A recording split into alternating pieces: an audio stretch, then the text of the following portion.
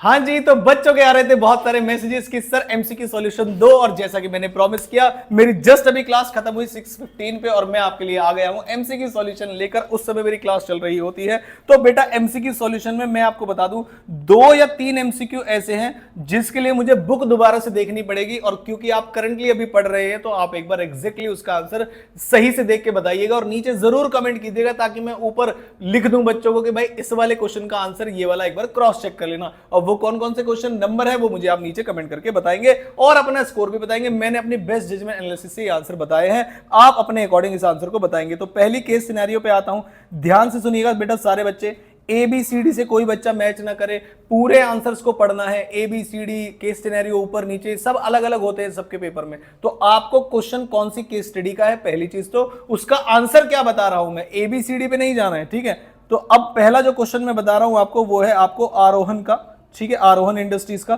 Question क्या पूछा है, CSR provisions were made applicable to Aurora Industry Limited for the financial year 24-25 mainly because it satisfied, ध्यान से सुन लेना, ऑप्शन नंबर सी है लेकिन पॉइंट ध्यान से सुनिए, at least one prescribed financial criteria in the immediately preceding financial year। तो ये सी पॉइंट इसका सही आंसर है। If in case Arohan Industry was a company covered under section 135(1) but not required to appoint the independent director under section 149 subsection 4, in such a case which of the following statement is correct regarding the composition of CSR committee। तो CSR committee option number 2, answer भी सुनिए, the CSR committee can be constituted by 2 or more directors without an independent director। पूरा answer सुनिएगा। Next question में क्या पूछा है, choose the correct option applicable to the company regarding the क्या चीज, अनस्पेंट CSR फंड। तो करेक्ट ऑप्शन क्या है, the company must in addition to disclosure specifying the reason for not spending the amount in board report में आपको disclose करना है, transfer करना है उस अमाउंट को एक फंड जो कि शेड्यूल किसमें 7 में with in 6 months of the expiry of financial year. तो बेटा ये सी ऑप्शन आपका करेक्ट आंसर है। नेक्स्ट क्वेश्चन आंसर आपका आ गया ZED टेक्नोलॉजी, जो कि इस क्वेश्चन पेपर के हिसाब से है केस सिनेरियो नंबर 2। लाइक करके जाइएगा बेटा, सब्सक्राइब करके जाना। एक एक बच्चा जो देख रहा है अगर गलती से भी सब्सक्राइब बटन दबा देगा तो हो सकता है इसी पेपर में, अब क्योंकि 1-2 हजार व्यूज तो मिनिमम आएंगे और हमें चाहिए 180 या 120 सब्सक्राइबर, तो आप अगर सब्सक्राइब बटन दबाओगे तो आज ही 25 के हो जाएंगे। देखते हैं बेटा आप मेरी विश पूरी करोगे या नहीं करोगे, और मैं विश करूंगा कि आपका टैक्स का पेपर बहुत आसान जाए, स्पेशली इनकम टैक्स का, और PGBP का तो आसान ही क्वेश्चन आ जाए। लो बेटा इतनी बात मेरी, मैंने आपकी विश करी, आप इस पे सब्सक्राइब कर देना। कह रहे the EGM includes a special business approving a related party transaction with alpha system private limited in which one director ZED technology limited held equity shares.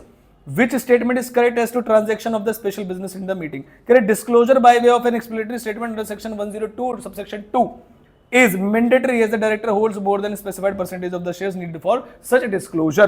ये disclosure वाला section था। Next, determine the validity of the quorum जो 11:30 बजे हुई on the date of EGM as the 16 members out of the 80 members were personally present in the meeting along with the proxies of other members। Quorum is satisfied since at least 15 members personally present constituted valid quorum। तो ये वाला question तो simple था, इसमें कोई दिक्कत वाली बात नहीं थी। नेक्स्ट आते हैं केस सिनेरियो नंबर 3 जो कि है श्रद्धा मेटल्स की, ठीक है।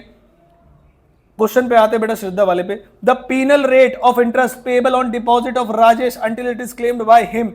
तो इसमें मुझे डाउट लग रहा था कि आंसर 18% भी हो सकता है, और ये जो आंसर लिखा हुआ है ए, आप मुझे बेटा बताना कि क्वेश्चन नंबर 6 पे मैंने पहले ही स्टार लगा दिया कि what would be the most appropriate answer, rate of interest in according with the agreement between the company and the depositor और 18%, which one would be correct. आप अपना ओपिनियन प्लीज कमेंट बॉक्स में share करिएगा, along with आपके कितने marks आ रहे हैं। How much amount is company required to deposit in a scheduled bank in a separate bank account is called depository repayment reserve. तो इसमें 4 करोड़ अमाउंट है, इसका भी आंसर आप एक बार बताना आपका वाला क्या आ रहा है। Next, decide the most appropriate answer to whether the company can declare the dividend to the shareholders। तो no, the company cannot declare the dividend, it has defaulted in complying with the provision of maintaining the required percentage of deposit repayment reserve DRRA to kept in a separate scheduled bank। तो D point इसमें सही है, इसमें कोई दिक्कत वाली बातें नहीं है। नेक्स्ट क्वेश्चन पे आते हैं बेटा सिनेरियो नंबर 4 पे, जो कि है ABC infrastructure and broadcasting limited वाला क्वेश्चन आते हैं। कह रहे if AIB needs to remit $18,000 for a corporate advertisement in a foreign made magazine purely. एक बस ये क्वेश्चन, ये 3 क्वेश्चन ऐसे हैं जो आपको बेटा मार्क करने हैं। क्वेश्चन में क्या पूछा है कि बताइए करेक्ट ऑप्शन कौन सा अवेलेबल है। कह रहे remittance is freely permissible at is current account transaction for the business purpose. नहीं, ये वाला वो क्वेश्चन नहीं है, क्योंकि यहां पर हाँ यही है शायद, ये वाला या फिर बी ऑप्शन, यही स्टार क्वेश्चन मैंने लगाया था कि क्या 10,000 वाला पॉइंट इसमें लगेगा एडवर्टाइजमेंट वाला अलग से, क्योंकि ए और बी में से मुझे लग रहा है, और ए और बी दोनों में से आंसर में से बस आपको ये 3 क्वेश्चन के आंसर वेरीफाई करने, बाकी आपको कोई दिक्कत नहीं आएगी। नेक्स्ट, जैसे एडवांस अकाउंट से मैंने एक भी क्वेश्चन में आपको नहीं बताया कि इस वाले क्वेश्चन में आपको चेक करने के, लॉ में आपको बस ये 3 क्वेश्चन चेक करने हैं खुद से। इन light of the liberalise remittance जो स्कीम है फेमा की, which of the following is correct of the proposed remittance? तो tuition fees remittance USD $1,50,000 per meter freely, ये वाला ऑप्शन जो डी वाला ऑप्शन है वो करेक्ट ऑप्शन है। 11th पे चलते हैं। Choose the correct option from the following pertaining to the legality of the inheritance of the foreign immovable property of Mr. Rohan Mehta. So the inheritance is valid as he has inherited from a person who has validly inherited from a person who was resident outside India. B option. Last case study आई बेटा कौन सी वाली, अनविका वाली, associate LLP वाली।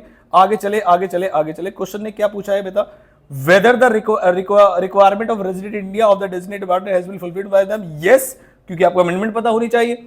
अनविका and Ella stayed for not less than 120 days in India and hence fulfilled the criteria of resident in India. क्या मेरी बात समझ में, 120 दिन से ज्यादा, 180 दिन वाली, 182 डेज वाली इस पे एप्लीकेबल नहीं है, 120 दिन वाली। If Anvika and associate LLP Falak who was an employ क्या कर रहे हैं, what is the time limit within which LLP is required to file a notice with registrar, तो विद इन 30 डेज और 15 जनवरी 2026 से पहले। लास्ट केस स्टडी एक और मिस्टर ए द ओनर वाली आ गई। पूछा क्या है, mister B challenge the validity of the notice in light of the above facts which of the following must appropriate legal positioning pertaining to the validity of the notice. इसमें कोई दो राय नहीं है, the notice is valid as refusal to accept the registered notice amounts to be deemed. Sir नहीं लोगे भाई, वहां पर रिसीव नहीं कर रहे हो तो क्या दोबारा भेजेंगे क्या, हम मान लेंगे। With regard to the measurement of distance हमसे क्या पूछा था, correct approach to measure the distance from the wild expected to the proposed factory, तो इसमें थोड़ी दिक्कत आई होगी बच्चों को, the distance must be measured, तो तुक्का मारो इन अ स्ट्रेट लाइन और horizontal plane unless the regulation provides otherwise. तो ये थे बेटा 15 क्वेश्चन, 3 क्वेश्चन आपको क्रॉस चेक करने हैं और बाकी अपना आंसर बताना है। बच्चों ने बोला कि सर जल्दी लाओ, मैं जल्दीबाजी में ले आया, आधे घंटा या 15 मिनट और डिले हो सकता था, मैं और एक बार चेक करके बुक में अच्छी तरह पढ़ के देख सकता था। ऑनेस्टी से मैं आपको बता रहा हूं, तो आप एक बार क्रॉस चेक कर लीजिएगा, जहां पर आपका डिफरेंस ऑफ ओपिनियन है प्लीज अपने, एक तो कौन सा आंसर आपको सही लग रहा है और क्यों सही लग रहा है, ताकि बाकी बच्चे भी उस पर अपना ओपिनियन रख सके। वीडियो को लाइक और चैनल को सब्सक्राइब जरूर करिएगा। मैं विश करता हूं कि आपका अगला वाला पेपर बहुत ही अच्छा जाएगा, और आपका अगर लॉ का पेपर थोड़ा बहुत भी गड़बड़ आया है तो वो आप कंपनसेट करेंगे टेक्स्ट के अंदर। मिलता हूं आगे बहुत जल्द, thank you so much, subscribe जरूर करके जाना।